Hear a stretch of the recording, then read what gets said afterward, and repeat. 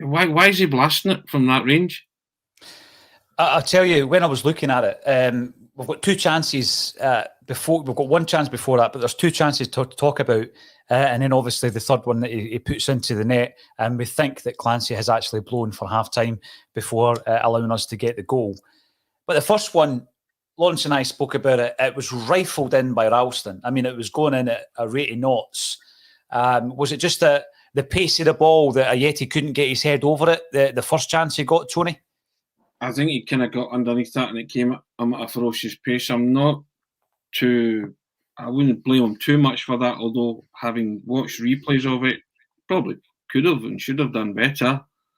But the one from inches out, unforgivable for me. So I don't know what I really have to come out and explain what he's actually doing. He's just, I said before, I'm not a lover of him. I don't rate him, and these are the reasons why. Because that was right after Dundee United scored. So you'd have been in the lead as quick as Dundee United had equalised. 2 minutes later. Yeah. And just the way they're playing at the moment, it could be a big moment in the game. It's a crucial point in the match. You've got to score that. Simple. You've got to. No, the point you make there, so in 15 minutes, we go a goal up through Abada. 2 minutes later, they equalise. And then 2 minutes after that, Ajeti skies that gilt-edged chance over the bar. I'm going to call it the worst miss I've seen at Celtic Park. And I've been watching Celtic at Celtic Park since 1987. I have not seen a worse miss in a Celtic jersey than that one from Ajeti. But given all that, there were still opportunities for us to go ahead before half-time. One thing I would say about that first chance, Lawrence, and we were talking about this, we're going into these crosses with two banks. You've got Ajeti in the front, and behind him is either Abada or Jota. So we saw the first chance that he's headed over the bar, Jota was behind him, but the actual opening goal, he's missed the first man and Abada's behind him. So I think, that's great. But if the ball comes to you as a first man, you've still got to get over it. Well, listen, I think I'm with Tony in this one. It's been put across at some pace. You could obviously do better, you could put it in the net, but it's a hard take, isn't it? But if he's going to take it, not leave it, the boy behind him, he's got to be confident of getting over that. It was just all kinds of wrong, and just the one from 2 yards out, or it's just, who knows? It just defies belief, doesn't it? You're like, it's not like it's a defender. It's we're only fit striker. It's can't score. Yep. For there, it's just really poor, really really poor. And if you get 2-1, you're back in front. It's I think it is obviously a crucial point of the game. If we'd back in front so quickly, because the two wingers are getting plenty of the ball. Yeah, I think Jota's looking better on the left and Abada's looking better on the right, rather than when we switch them. But they're getting plenty. I thought Turnbull and Rogic have been poor again. McCarthy's been decent. He's taken a couple of late kicks. The refs should have given United a penalty, but before that boy Fuchs has got to go off the park. He's off the ground, studs up, straight leg challenge, and he's late. It's reckless. Let's talk about it now. My big concern is, obviously, we've already got an injury with Juranovic, who I think was him and Jota down the left was looking brilliant. I mean, they were complementing each other time and time again, Tony. He goes down. It's the last thing you want to see at the moment. I mean, we spoke about it before the game, Tony, the amount of injuries that are just racking up at the moment, stacking up. And he's taken off and Montgomery comes in. But what Lawrence has raised here is that challenge on McCarthy. I mean, it could have ended McCarthy's participation in today's game. It could have kept him out for a few weeks. Thankfully, it looks as though he's ran it off. That was a sending off. Straight red card all day long. I don't know what players have to do to get sent off by certain referees at times, but if Clancy's seen that, the guy has to walk. As Lawrence said, it's studs up straight into the knee. Was it the knee or the shin area? Just reckless. He's just reckless. It's the player's out of control, so he's known he can't possibly win the ball, so he has to go. But having said that, I mean, how Celtic never got a penalty against him, I will never know. Cameron can't have because he's just shoved Clark off the Aye. ball right in He front did. of him, right in front of him. You know, and so by that token, Celtic have got off with one there, big style. It's a penalty all day long. Mhm. And then he gives a foul for Turnbull doing the exact same thing, kind of shoulder barge in the United box, and he gave a foul to United.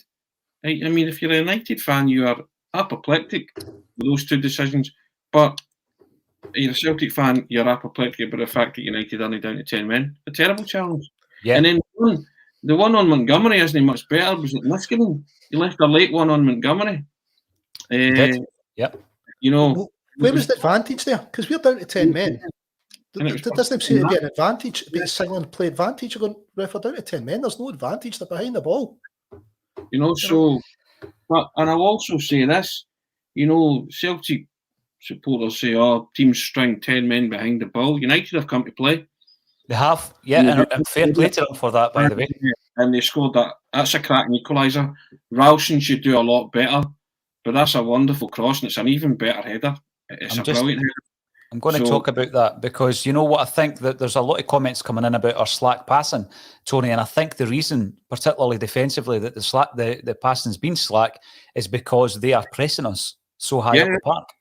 Well, they sense that Celtic can be vulnerable, and again, and we've said it countless times as well, see when Celtic concede, there is a 10-minute period where they just hit the buffers, and that's what happened. Once they conceded, they, you know, thankfully, they came back into it strong at the end of the half and created a few chances, but usually a Jetty's chance immediately after that. But for about 10-minute period there, they lost their way just after the concession of the goal, and passes were going astray, and you know, so teams are now sensing that if they come to Parkhead and they play and they match up, that they can get something. And fair play to United for that, but it's now up to Celtic to break that down and go on and win the game. You know, so we have to find a way of doing that. But you know, you can't have it always. You can't come and say, well, teams come and don't play and no intention of playing. United have intended to play Celtic today, and don't be surprised they're getting a bit of joy because they probably think that there's a fragility about the Celtic team right now, and fair play to them for that. But Celtic have come into it stronger as the half wore on, so hopefully that will transmit into goals in the second half. I hope so. On my way into the studio today, I was listening to the greatest hits of Buffalo Springfield. You might be wondering where this is going. It was called Retrospective. And a song came on called Nowadays Clancy Can't Even Sing.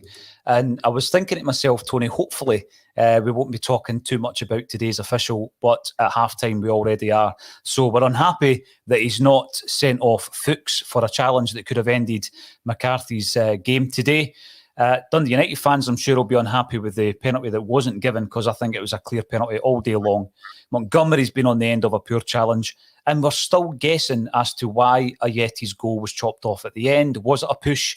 Did he actually blow the whistle just as the ball ricocheted off the bar? Is there anybody in the comment section who can tell us and confirm? Otherwise, we are going out live to over 1,250 of you at this moment in time. So thank you all for tuning in, and we'll try and get you involved in the comments and in the discussion straight away. Ado coming in with Total Scalacci on his avatar to say Starfelt likes to blame others. I know where he's coming from, and this leads me on to the goal. So, Lawrence, I've been a massive champion of Anthony Ralston. He's to blame for the move happening because he's slipped and he's unable to come back. The ball's crossed in. But, you know, Starfelt needs to do better with the cross ball. He's nowhere near the Dundee United man, which is his man. He needs to be touched tight to him, doesn't he? He needs to stop him being free in the box. You can't leave guys free in the box. It's really basic, isn't it? You know, it's like, yeah, he's been poor, I think, today, Starfelt. And I've said before the game, I think he's kind of grown into a game, but I think today he's been poor. He's been a few passes he's been slack with. He's not at the best of games. But Tony said, United are bringing it to us, especially down their left. I think the distance between Abada and Ralston isn't right. There's not enough cover at times, and Ralston's getting isolated quite often out there. And I think he's kind of looking as if he's having a worse game than he is. Because he does look a bit isolated, yep.